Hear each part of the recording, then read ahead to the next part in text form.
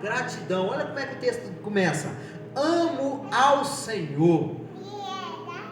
Às vezes, irmãos, quando você está no sofrimento, quando você está na situação ruim da vida, às vezes vai ser difícil para você dobrar o teu joelho e falar assim: Senhor, eu amo ao Senhor.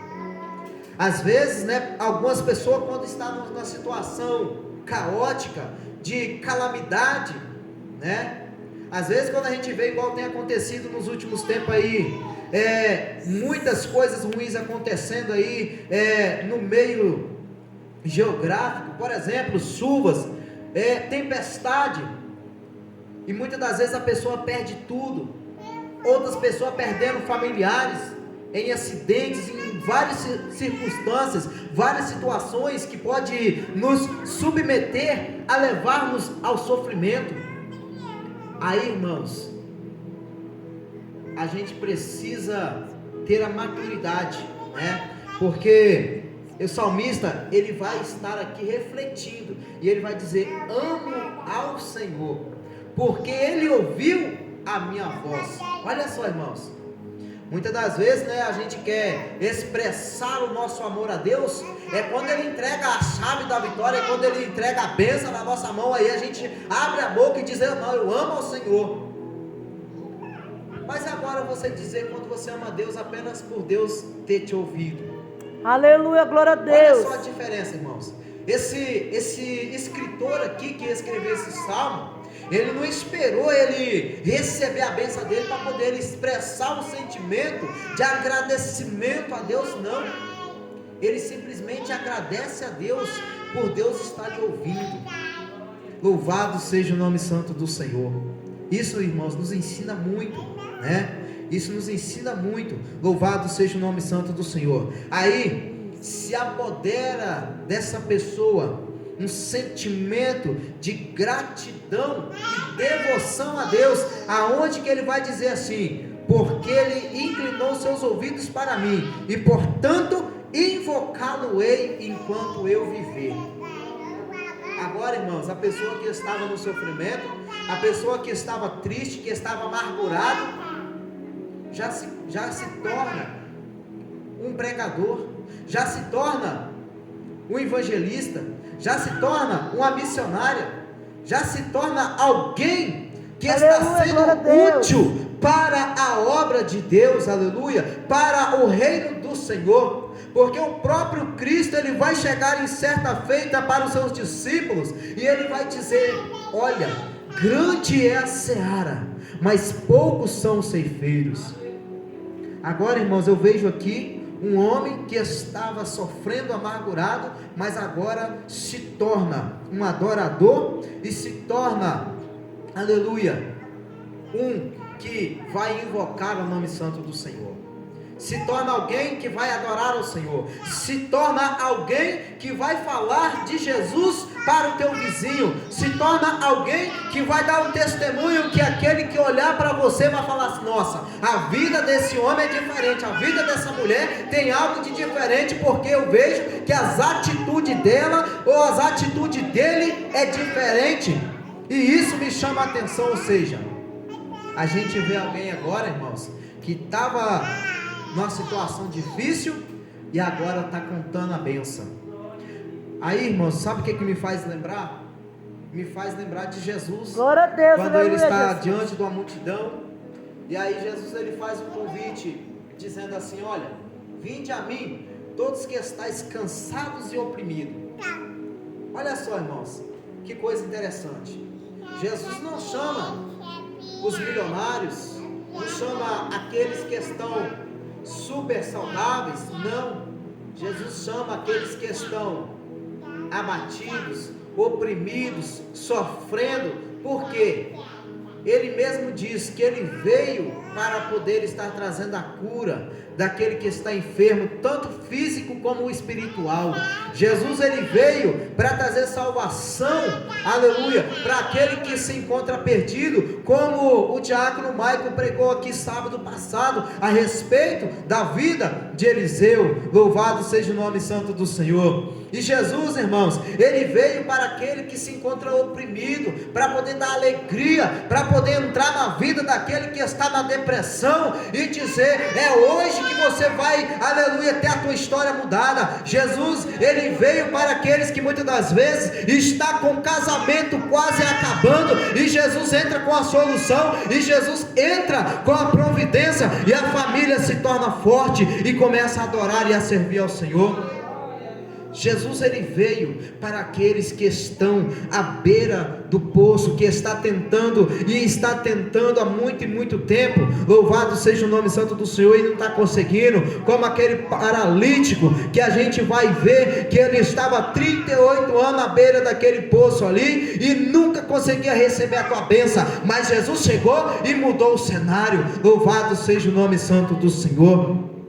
Amor e gratidão a Deus. Então, irmãos, aí esta pessoa vai dizer: então invoquei o nome do Senhor, dizendo: ó Senhor, livra a minha alma, livra a minha alma.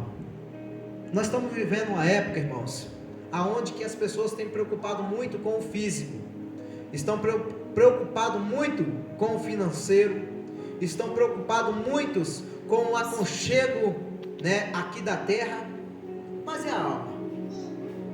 A preocupação desse homem aqui, irmãos, quando ele ora ao Senhor, ele vai dizer o seguinte: Senhor, livra a minha alma, porque esse homem entendeu que a sua alma era mais importante do que muitas das vezes aquilo que ele estava buscando no físico aqui.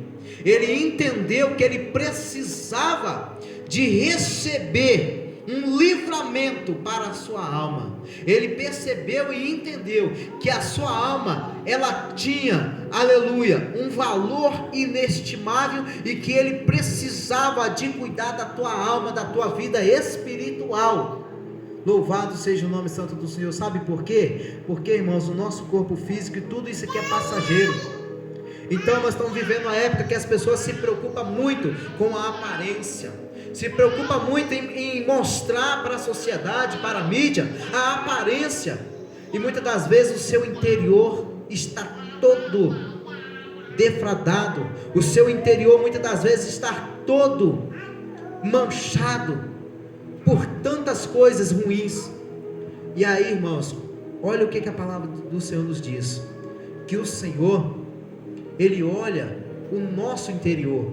Deus, ele não olha somente para a nossa aparência. É claro que nós temos que nos cuidar, mas Deus, ele está olhando para dentro de mim. Como está o meu coração? Como está a minha mente? Como está o meu psicológico? Isso nos chama muita atenção, irmãos, e isso nos faz levar a nos despertar.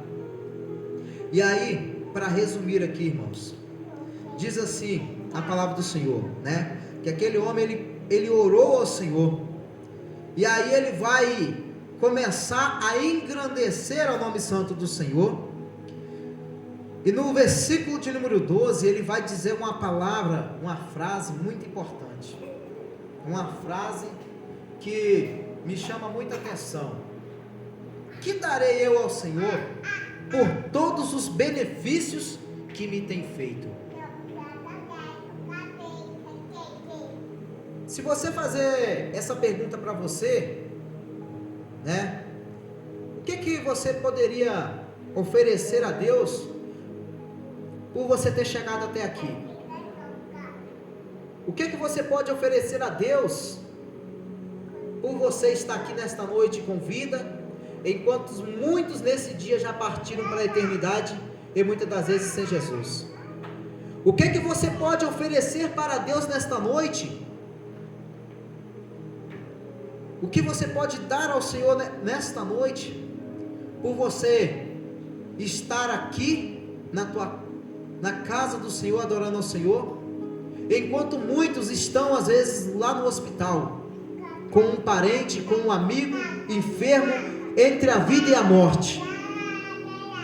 O que você pode dar ao Senhor nesta noite, pelo Senhor ter conservado a tua vida, pelos livramentos que Deus tem te dado? Essa é a reflexão.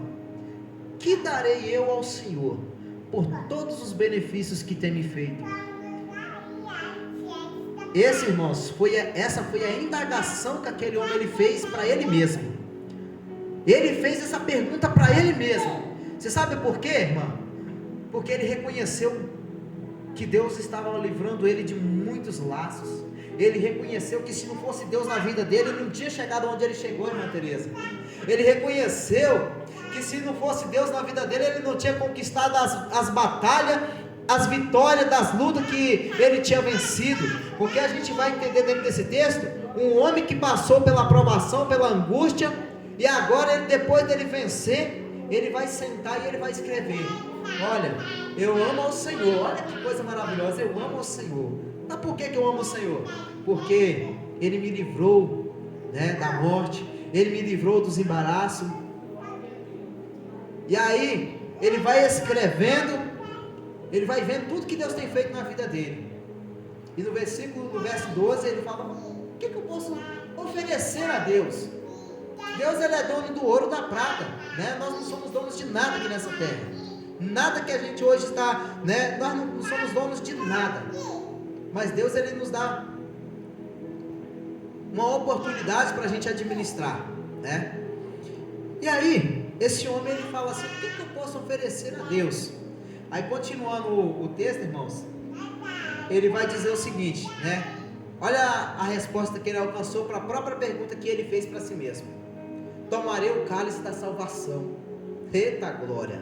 Vou me tornar um servo do Senhor, vou me tornar uma serva do Senhor, né? Tomar cálice da salvação é você levantar as mãos e aceitar a Jesus e dizer para o mundo: olha, a partir de hoje quem cuida da minha vida, a minha vida não pertence a mim, mas pertence ao Senhor. O que o Senhor decidir para a minha vida está decidido, aleluia. Foi isso que aquele homem fez, irmãos. Tomou o cálice da salvação, né? Hoje nós vivemos pregando e anunciando: aceita Jesus, irmão, aceita Jesus.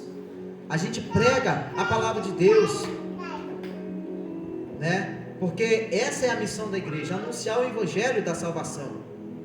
E aí, aquele homem fala também: pagarei os meus votos na presença de todos, né? Ou seja, ele está assumindo agora